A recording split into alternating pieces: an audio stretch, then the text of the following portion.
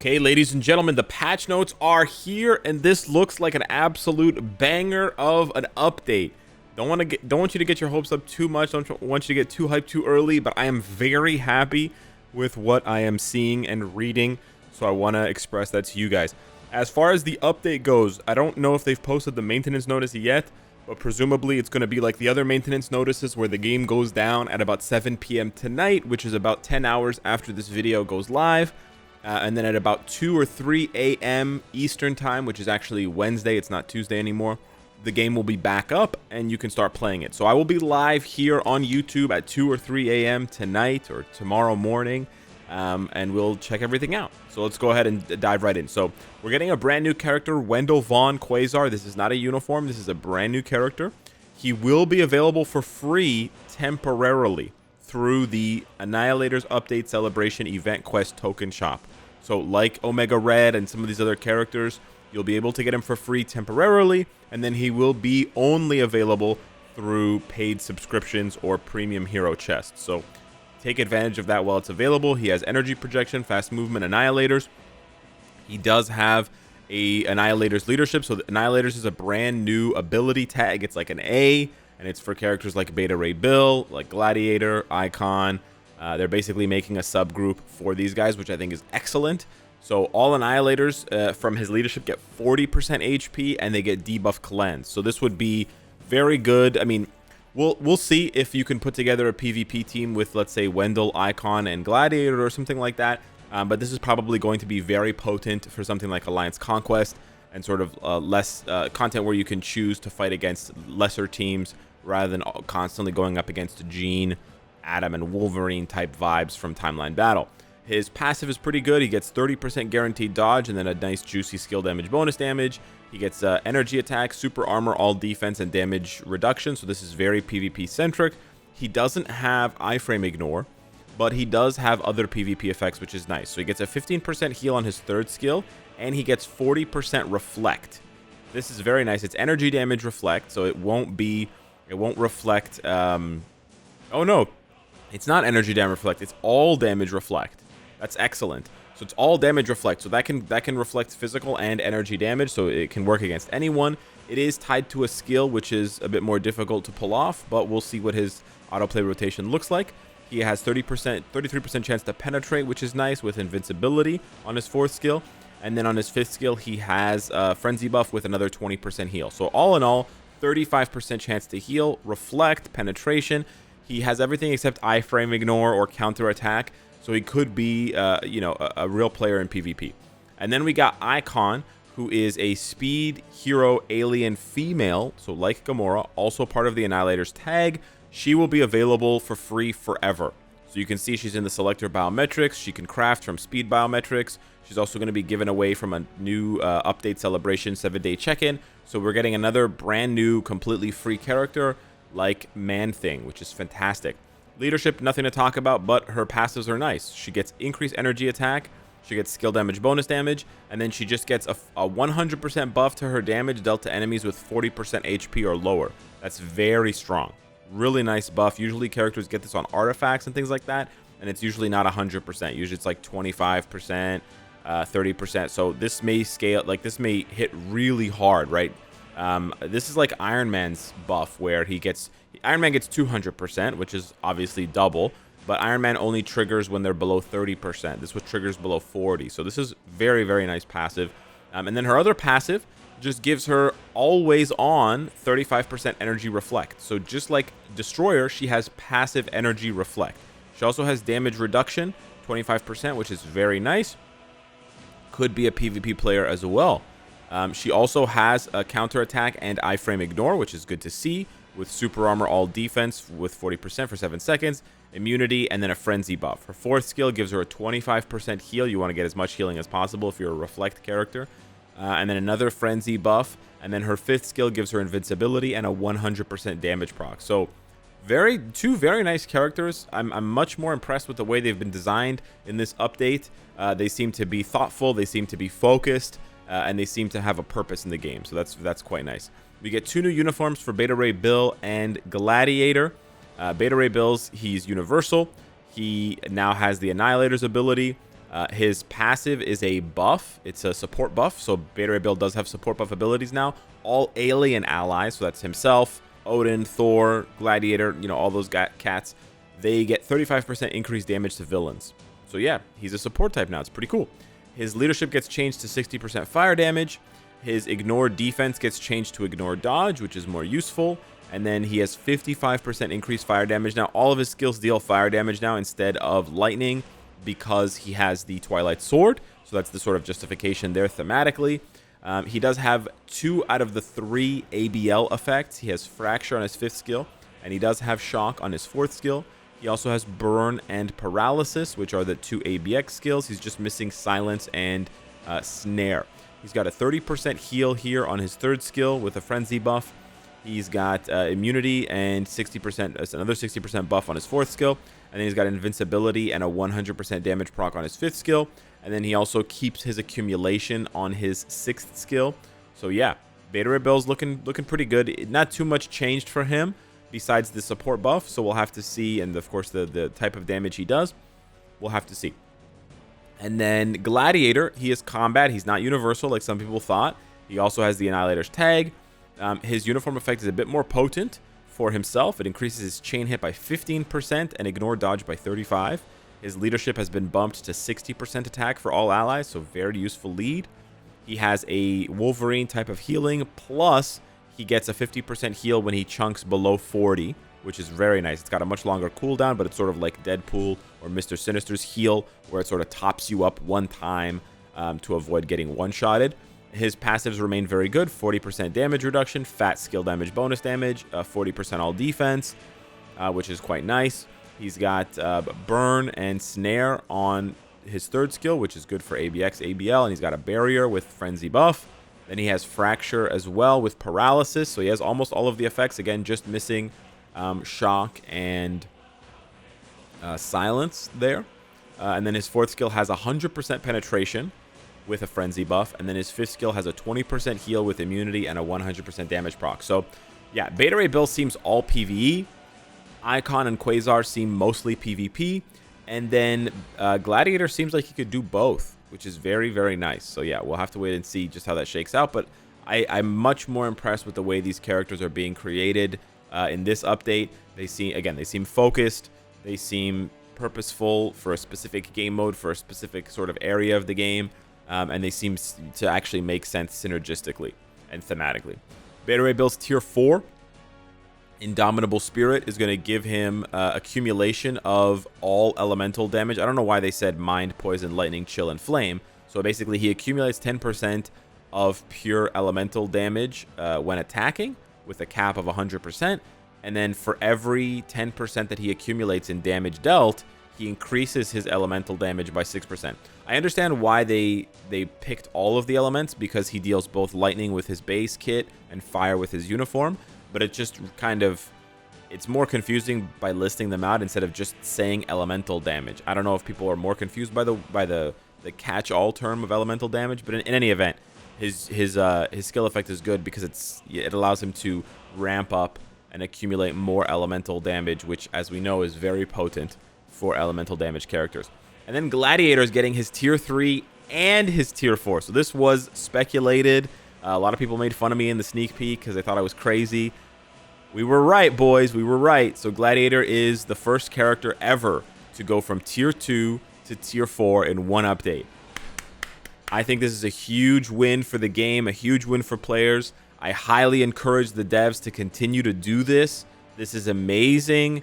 You know, look at the alternative. If they had only given Gladiator tier 3, and if they had given tier 4 to some other character, okay, whatever. But now Gladiator gets his uniform, but he doesn't feel impactful in the game. You're like, oh man, I bought the uniform, but it's not really that good. And then you have to wait for Gladiator to get his tier 4, maybe at the mid-month, probably not. Or maybe, you know, a couple of years later when they're going to give him another uniform. So this really saves players, you know, 1,500 crystals because it makes him relevant right now. I think it's fantastic. I think it's fantastic. So yeah, his tier 3 gives him 80% ignore dodge and a frenzy buff and fracture and paralysis. Looks really cool. He punches the world. And then Gladiator's tier 4 is pretty boring. It just scales his physical damage by 40%, but it does scale up to 160%, which we've never seen before, that going that high. So quite nice. We'll see how hard he hits at tier 4 as a native tier 2.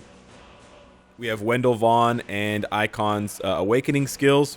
Pretty straightforward. They just jump in together and slash with purple and gold. And then we come to the best part of the patch notes. We have new rewards for new players and existing players. So for new players, there's going to be a brand new 7-day check-in event that's going to kick in as soon as the update is live, as soon as this new patch kicks in.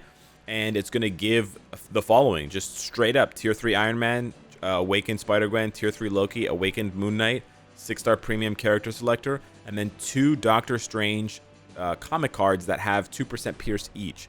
So this is a fantastic thing. It's good that they're still targeting new players because it means they're still experiencing new players joining the game. And so they know that, by having these types of rewards, they can accelerate new players' progress. And they can also, like, those new players have a better chance of keeping up with the game. You have to do this as a mobile game. You absolutely have to. Otherwise, new players will, they'll install the game, they'll log in, they'll play for a few hours, they'll see how insanely behind they are, and then they'll just uninstall. So I think this is good. I think they could honestly go even further. They could give more characters away for free, and they could give away an extra. They could do 3 cards, honestly. I don't think there's really a limit on how much you can give new players early, because, again, the goal is to keep them playing for a long time. So if you give them a lot of things to work on, it's really nice, and they feel, like it's good, right? It's a lot of free rewards. So this is really, really nice. Don't worry if you want these characters and you're not a new player. We'll still be able to get them because they're going to be given away for free anyways. So yeah, that's really nice for new players. Fantastic. I might start a new account and see how easy it is to just ramp up given these rewards. And then, yeah, like I said, if you aren't a new player, that's okay. They're still going to give away these 4 characters, 1 each week. So if you were planning to tier 3 Iron Man or Loki recently, like soon in the future, or you were going to transcend Moon Knight or Spider-Gwen, stop, because you're going to get them for free. If you already have all of them free, like if you already did all of them already like me, then you're going to get the rewards. So remember, they changed around the way that these work. They don't just give you bios anymore. They give you a partial refund on the resources. So this one's going to give you tier 3 materials, CCF, and this one's going to give you Mandalay Gem Fragments and Awakening Crystals. So this is just a huge W for all players because everybody gets something. But that's not all. That's not all. They actually went even further, and this is the best part of the update period. So big shout out to the devs for doing this. This was sorely needed, and I think that they are definitely going in the right direction now. So we're going to have a new tier 4 upgrade support system and then a new progressive challenge mission. So the way that the tier 4 upgrade support mission works, you choose, you on this screen here, you click it, and you get a list of all of the native tier 1, tier 4s. So all of the discount targets are going to be the native tier 1 heroes available for tier 4 advancement. And then you choose one of those characters that you don't already have at tier 4. Could be Magneto, for example, could be Professor X, could be Rogue, could be Iron Man, Captain America, Hulk, Venom, all those guys. It can't be Doctor Strange. It can't be Jean Grey, okay, because those are native tier 2. But all of the native tier 1 characters that have tier 4 are available. And then when you choose that character, like for example in this one they chose Rogue, then all of her gear upgrades and all of her advancement material costs will be discounted by 40%. So they're basically giving everybody a half off, almost half off tier 4. But that's not all. So you get the half off tier 4, and then when you're done with that, you unlock the second mission, which is to own 1 tier 4 character. And then when you own 1 tier 4 character, it just applies a flat 25% discount to your next tier 4. And then when you unlock 3 tier 4s, you get another 25% discount. And then when you unlock 5, you get another. And then when you unlock 7, you get another. So this is really great. If you add this up, this essentially means that they're giving away roughly 1 full tier 4 worth of materials and then another half. So 1.5 free tier 4s for all players. This is fantastic. And again, All you have to do to unlock this initially is clear null stage 1, which is always the goal for new players anyways, and then build up to 7 tier 4s, right? If you build up to 7 tier 4s, you're going to maximize this mission. So I know what some of you are thinking. You're thinking, well, this is good, Alex, but this only goes up to 7 tier 4s. This isn't like an unlimited thing, so you're going to finish it, right? You're going to end up finishing this, you know, not now, but maybe in like 6 months or something. You're going to finish it. And then you're not going to have anything left, and then the rewards are going to dry up. Not so fast. Wait on that. Wait on that thought. Okay. One more thing I want to point out about this mission is that if you have advanced all native tier 1 heroes to tier 4, like if you've tier 4'd all of them, then you will be able to keep this around and use it for any characters in future updates. So in this update, for now, there's nobody new because both Beta Ray Bill and Gladiator are native tier 2, tier 4s, so they don't apply. But maybe in the next update, maybe when they give Echo her tier 4 or Kingpin their tier 4, or maybe, you know, for the Deadpool update, if they give Psylocke tier 4, you'll be able to use it on that character immediately. There's no like cooldown or waiting period. So that is absolutely fantastic. Now, remember, we talked about this is not an unlimited mission that it's going to.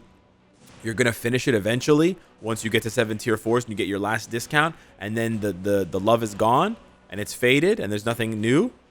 Well, let me introduce you to the other thing, which is the challenges. So they're introducing these new challenges, which are going to get progressively better as your account gets better. So you can see here the unlock conditions. The base condition has no, like the base unlock has no condition. So a brand new player can unlock this one.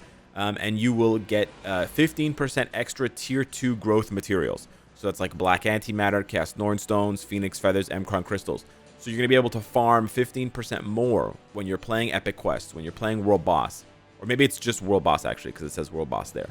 Anywho, then if you own at least 15 tier 2 characters, then you can unlock the buff effect that increases tier 3 growth materials by 15%. And then if you own at least 15 tier 3s, so that should be the goal for every like new player, is rushing to get 15 tier 3s as well. Tier 3s or I believe transcended characters.